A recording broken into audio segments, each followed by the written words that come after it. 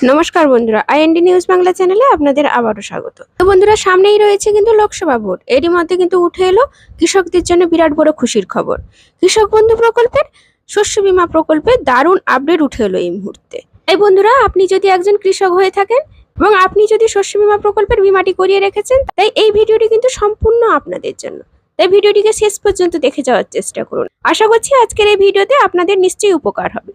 আর যদি ভিডিওটি ভালো লাগে অবশ্যই কিন্তু একটি ছোট্ট লাইক দিতে ভুলবেন না। আর যারা আমার চ্যানেলে নতুন এসেছেন তাদের বলবো প্লিজ চ্যানেলটিকে সাবস্ক্রাইব করে পাশে থাকা বেল নোটিফিকেশনটিকে অন করে রাখবেন নিত্য নতুন ভিডিওর জন্য। আর যারা আমার চ্যানেলটিকে আগে থেকেই সাবস্ক্রাইব করে রেখেছেন তাদের জন্য অসংখ্য ধন্যবাদ।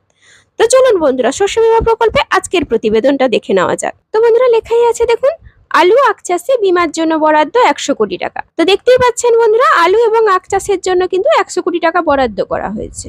বাংলা শস্য বীমা যোজনায় অন্তর্ভুক্ত হতে আলু ও আখ চাষিদের আর কোনো প্রিমিয়াম দিতে হবে না। আগে কিন্তু আখ এবং আলু চাষিদের এমনকি পাট চাষিদের কিছুটা পরিমাণ প্রিমিয়াম দিতে হতো।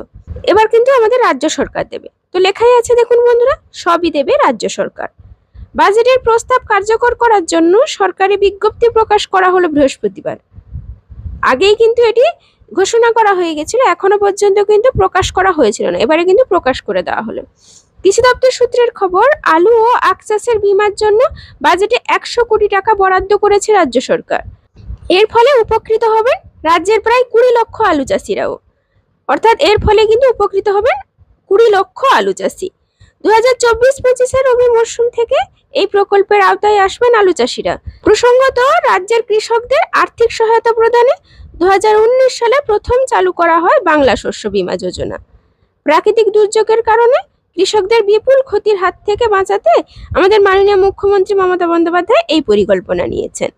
অর্থাৎ কৃষকদের কিন্তু প্রাকৃতিক দুর্যোগের কারণে যে কৃষকদের ক্ষতি হয়ে যায়, এতে কিন্তু ওনাদের আর্থিক সংকটে পড়তে হয়। এই জন্য কিন্তু আমাদের সরকার এই পরিকল্পনা করেছেন, এই জন্য কিন্তু আমাদের সরকার এই সিদ্ধান্ত নিয়েছেন। তাছাড়া যারা এখনো পর্যন্ত শস্য বীমা প্রকল্পের টাকা পাননি, জানা গেছে যে যদি না পেয়ে থাকেন তাহলে কিন্তু ভোটের পরে অবশ্যই আপনারা টাকা পেতে চলেছেন। এটা অবশ্য সূত্র মারফত জানা গেছে। এরপরে দেখুন বন্ধুরা, বাংলার পাট চাষিদের কিন্তু ফসল সুরক্ষার ক্ষেত্রে বাংলা শস্য বীমা সম্পূর্ণ বিনা খরচা। আলু, আখ এবং পাট চাষ এই তিনটের ক্ষেত্রে কিন্তু শস্য বীমা প্রকল্পে আপনাদের কিছুটা পরিমাণ বীমা দিতে হতো, কিন্তু এখন আপনাদের সম্পূর্ণ রাজ্য সরকার দেবে, আপনাদের আর বীমা দিতে হবে না। তো এরপরে লেখা আছে দেখুন, খরিফ মরশুম 2024 সাল, অর্থাৎ এই বছরই কিন্তু এই বিজ্ঞপ্তি জারি করা হয়েছে। প্রিমিয়ামের পুরো খরচ দিচ্ছে রাজ্য সরকার। খরিফ 2024 মরশুমে আর পাটের জন্য বীমা করার বিজ্ঞপ্তি জারি করা হয়েছে। 1 এপ্রিল 2024 থেকে কিন্তু পাটের জন্য বীমা করার নাম নথিভুক্ত করা শুরু হবে। এই বীমাটি করার জন্য আপনাদের কি কি ডকুমেন্টস লাগবে?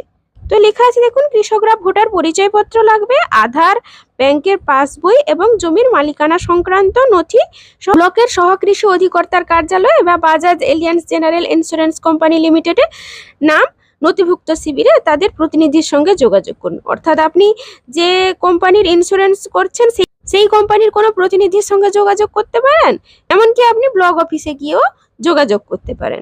এর জন্য আপনাদের অবশ্যই এই সমস্ত নথি নিয়ে যেতে হবে। তারপরে লেখা আছে দেখুন, কৃষকদের সুবিধার্থে গ্রাম পঞ্চায়েত স্তরে সচেতনতা শিবিরের ব্যবস্থা করা হচ্ছে।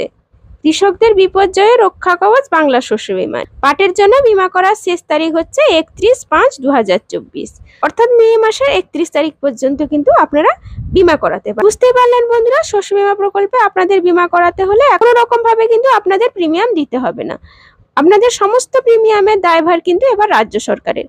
তাই আপনারা আপনাদের শস্য বীমা প্রকল্পের আবেদনটি এখনো যদি না করিয়ে থাকেন তাহলে অবশ্যই এপ্রিল অর্থাৎ আগামীকাল থেকে কিন্তু আপনারা এই বীমার জন্য আবেদন করতে পারেন। আপনারা শস্য বীমা সম্বন্ধিত কোনো রকম ভাবে যদি প্রশ্ন থেকে থাকে অবশ্যই কিন্তু কমেন্টে লিখে জানাতে ভুলবেন না। আজকের ভিডিওটি এই পর্যন্ত, ধন্যবাদ।